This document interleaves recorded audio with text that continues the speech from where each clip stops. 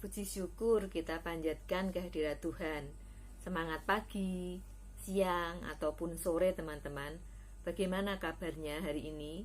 Selalu semangat dalam mengikuti pembelajaran ya. Hari ini kita akan belajar bersama materi tentang perlindungan dan penegakan hukum di Indonesia. Tapi di sini Bu Nur tidak sendiri. Bu Nur sekarang punya asisten loh. Yuk kita sulap yuk biar hadir. Tedet. Selamat pagi teman-teman. Perkenalkan, saya Vicky. Seperti yang sudah Bu Nur infokan, hari ini kita akan belajar tentang perlindungan dan penegakan hukum di Indonesia. Bagaimana? Sudah siap belajar hari ini? Yuk kita mulai saja. Apa hakikat perlindungan dan penegakan hukum? Hakikat perlindungan dan penegakan hukum adalah usaha yang dilakukan agar hukum berjalan sebagaimana mestinya. Unsur perlindungan hukum: 1. Adanya perlindungan dari pemerintah kepada warganya. Jaminan kepastian hukum berkaitan dengan hak-hak kewarganegaraan. Adanya sanksi hukum bagi pihak yang melanggarnya.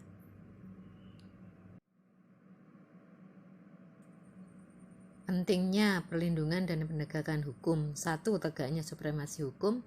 2. Tegaknya keadilan. 3. Mewujudkan perdamaian dalam kehidupan di masyarakat. Selanjutnya yuk kita pahami tentang faktor yang mempengaruhi penegakan hukum. Faktor yang mempengaruhi penegakan hukum: 1. Hukumnya. 2. Penegak hukumnya. 3. Masyarakatnya. 4. Sarana dan fasilitas yang mendukung penegakan hukum. 5. Kebudayaan. Peran Kepolisian Negara Republik Indonesia dalam menjamin keadilan kedamaian. Polri merupakan lembaga negara dan yang berperan dalam memelihara keamanan dan ketertiban masyarakat, menegakkan hukum serta memberikan perlindungan, pengayoman, dan pelayanan kepada masyarakat dalam rangka terpeliharanya keamanan dalam negeri. Hal ini masuk dalam pasal 16 Undang-Undang RI Nomor 2 Tahun 2002. Peran Kejaksaan Republik Indonesia, lembaga yang melaksanakan kekuasaan negara khususnya di bidang penuntutan. Di bidang pidana: 1. Melakukan penuntutan. 2. Melaksanakan penetapan hakim. 3. Melaksanakan pengawasan. 4. Melakukan penyidikan. Melengkapi berkas perkara di bidang perdata dapat bertindak baik di dalam maupun di luar pengadilan.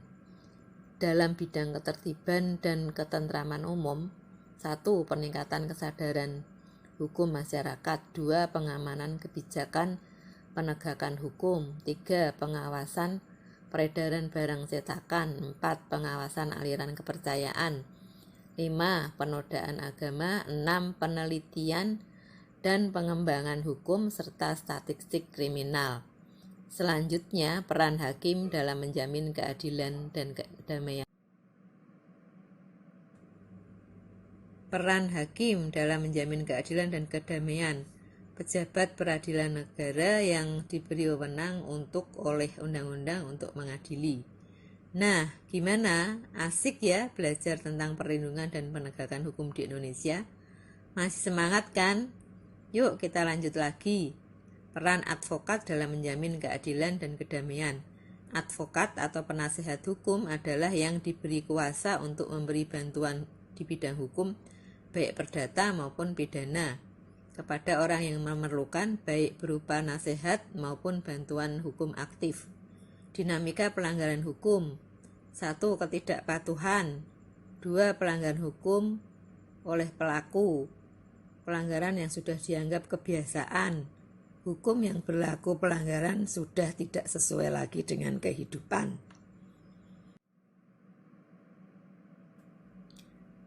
Macam-macam sanksi atas pelanggaran hukum. Tegas mencakup: 1. Hukum pokok. 2. Hukum tambahan. Nyata mencakup adanya aturan yang secara material telah ditetapkan kadar hukuman berdasarkan perbuatan yang dilanggarnya. Oke teman-teman, itu tadi perlindungan dan penegakan hukum di Indonesia yang kita pelajari bersama. Oke, waktu selanjutnya saya kembalikan ke Bu Nur ya. Untuk itu, Vicky mohon maaf atas segala kekurangan dalam pembelajaran pagi ini. Tiada gading yang tak retak. Sampai jumpa di lain kesempatan. Vicky undur diri ya. Dadah. Terima kasih Vicky, cukup jelas ya penjelasan dari Vicky. Nah, jadi teman-teman, perlindungan dan penegakan hukum sangat penting dalam kehidupan berbangsa dan bernegara. Kenapa? Seperti yang telah disampaikan Vicky, bahwa peran aparatur negara sangat diperlukan. Jadi dalam menciptakan sebuah keadilan dan kedamaian, kita harus memahami partisipasi masyarakat dalam perlindungan dan penegakan hukum tersebut agar keadilan dan kedamaian dapat tercipta. Baik, mungkin cukup itu materi pada kesempatan kali ini. Tunggu kolaborasi kami lagi ya. Terima kasih Vicky atas materi yang sudah disampaikan. Sampai jumpa di materi berikutnya. Salam sehat selalu.